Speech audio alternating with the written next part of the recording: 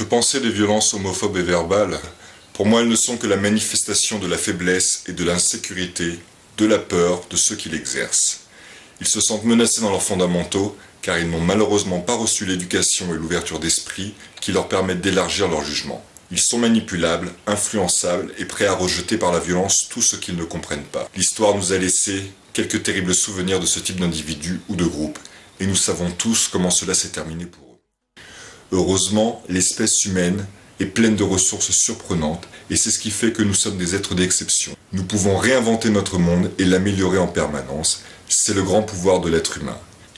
Alors oui, je suis optimiste pour la communauté gay, comme je le suis pour la planète. Nous survivons au conflit et nous en sortons plus forts. Il faut aller au-devant des autres, ne pas avoir peur de s'exprimer, accepter la différence et se montrer tel que l'on est. Voilà, nous sommes donc de retour à nouveau sur le plateau de 60 minutes sans tabou. Donc on vient d'entendre effectivement le point de vue de Gérald, que nous remercions d'ailleurs de s'être impliqué pour cette émission et de nous avoir délivré ce message. Vous en pensez quoi? Est-ce que vous êtes d'accord avec lui? Oui, c'est un très beau message qu'il délivre, surtout à la fin, qui nous dit qu'il faut s'accepter tel qu'on est, parce que on pourra jamais changer. On a essayé, on a bien vu par le passé toutes les soi-disant cures, mais on ne change pas parce que c'est en nous. C'est comme, on va demander à une personne, on pose souvent la question, donc les hommes, pourquoi qu'est-ce que tu aimes chez les femmes? Pourquoi tu aimes les femmes? Et je leur réponds exactement, mais la même chose que toi. J'aime les femmes comme tu aimes les femmes. J'aime exactement les mêmes choses, c'est comme ça. Donc après, il faut retenir les erreurs du passé parce que ce n'est pas le seul sujet sur lequel l'humanité a fait beaucoup de dégâts. Et je pense qu'il y a eu assez de morts comme ça. Et puis ça continue encore, même si on parle de la Martinique, de l'acceptation, comme a dit Ricardo, heureusement qu'on est en France, on est protégé. Mais je regardais encore hier sur Internet, dans Le Monde, les peines de mort pour les homosexuels battus, lapidés. Et surtout, bien entendu, toujours chez les garçons, ce rejet fondamental. Absolument.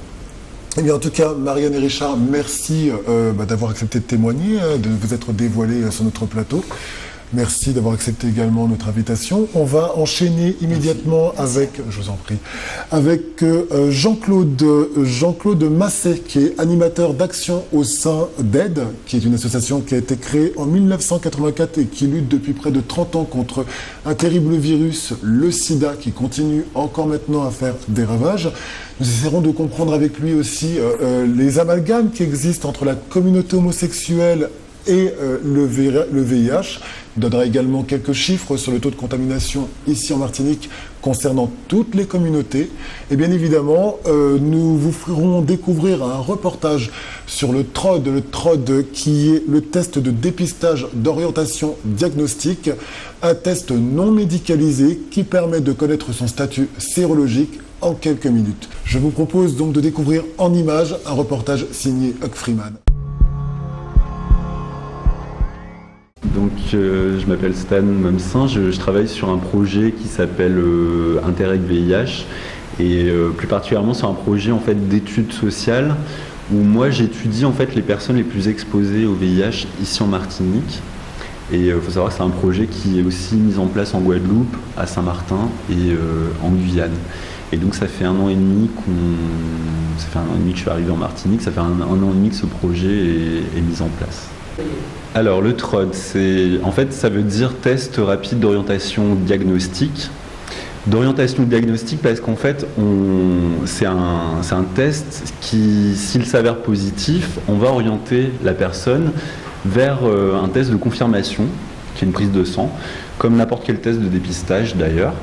Et donc c'est pour ça, si tu veux, nous, comme on est des militants, on fait du test rapide, mais le diagnostic va être posé par un médecin. Voilà, donc c'est pour ça qu'on appelle ça orientation diagnostique. Le TROD, test d'orientation diagnostique ou test simplifié non médicalisé, celui-ci permet avec une seule goutte de sang mélangée à 3 réactifs de déterminer le statut sérologique d'un patient. Alors, ces produits, c'est juste pour nous permettre justement, c'est une espèce d'alchimie qui va montrer en tout cas les anticorps tout ce qu'on va récupérer de la goutte de sang, mélanger à ces produits qui vont se mélanger et qui vont permettre de lire le test. On a un petit boîtier comme celui-ci. Il se présente à peu près comme un test de grossesse. Donc, on a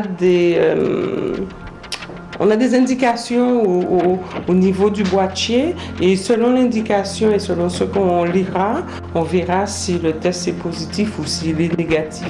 Ce sont des points qui ressortent dans une lucarne et en fonction du nombre de points et de la position des points, on saura. Nous avons donc effectué un test pour l'occasion et ce test, il est positif. La véracité du test en lui-même est un résultat identique, le même qu'on aurait eu si on avait été faire une prise du sang dans un laboratoire. C'est comparable à une prise de sang. La seule différence, c'est que le TROD, donc c'est un petit boîtier, il pourra détecter une éventuelle séropositivité 3 mois après une prise de risque, en fait, une éventuelle contamination, on va dire. Alors que la prise de sang, les délais sont un peu plus courts, c'est 4 semaines, 4 à 6 semaines environ. Voilà. D'accord. Donc une personne, par exemple, qui aurait pris un risque dans les 3 derniers mois avant, effectivement, d'aller passer son examen. Donc, admettons, je viens faire un test aujourd'hui, j'ai pris un risque il y a un mois, ça ne se voit pas donc sur le test. En fait, voilà, c'est la photographie de ton statut sérologique il y a 3 mois, en fait. Et tout ce qui s'est passé dans les 3 derniers mois, ça pourra pas, c'est encore trop tôt pour pouvoir détecter quoi que ce soit, en fait. Et ça, on le dit, on le répète aux personnes. Si jamais ils ont pris un risque ou plusieurs dans les 3 derniers mois, on va leur dire de revenir, première possibilité. On va sinon les orienter vers un test classique, médicalisé, donc avec, admettons, si le risque a eu lieu il y a 4 semaines. Et si le risque a été pris il y a 48 heures, donc un risque très récent, en tout cas moins de 48 heures, on va les orienter vers le traitement d'urgence. D'accord. Alors ce test est à l'état d'essai là actuellement à l'échelle caribéenne ou ce test est testé partout dans le monde? Alors il existe en fait depuis très longtemps, en Afrique notamment et dans les pays en développement, on va dire, parce que c'est un test qui est moins cher, qui n'est pas médicalisé, donc qui est beaucoup plus simple d'utilisation. Et donc beaucoup plus qu'une prise de sang qui nécessite beaucoup de matériel, etc. Maintenant, en France, il était interdit en fait jusqu'à il y a 2 ou 3 ans en arrière. Et en fait, il a été autorisé après en fait une période justement d'essai, aide en apporter un justement un essai pour vérifier si les personnes étaient, enfin comment elles ressentaient ce type de test fait par des gens qui n'étaient pas médecins, comme moi par exemple. Je suis pas médecin, je suis pas infirmier, mais par contre notre plus-value, c'était de dire bon, on connaît, puisqu'on a un travail sur le terrain fait auprès des gens qui sont très exposés au VIH, que ce soit les travailleurs du sexe, les gays, etc. On connaît très bien leur réalité et peut-être même plus que finalement certains soignants en fait. Donc notre plus-value, elle était là en fait, elle était dans le rapport d'égal à égal qu'on avait avec les gens qui fréquentent l'association, qui sont plus des patients, mais qui sont des gens qui viennent faire un dépistage. Et tout comme nous, moi aussi je fais des dépistages, enfin voilà, on est confronté à ça et on est sur le même pied d'égalité.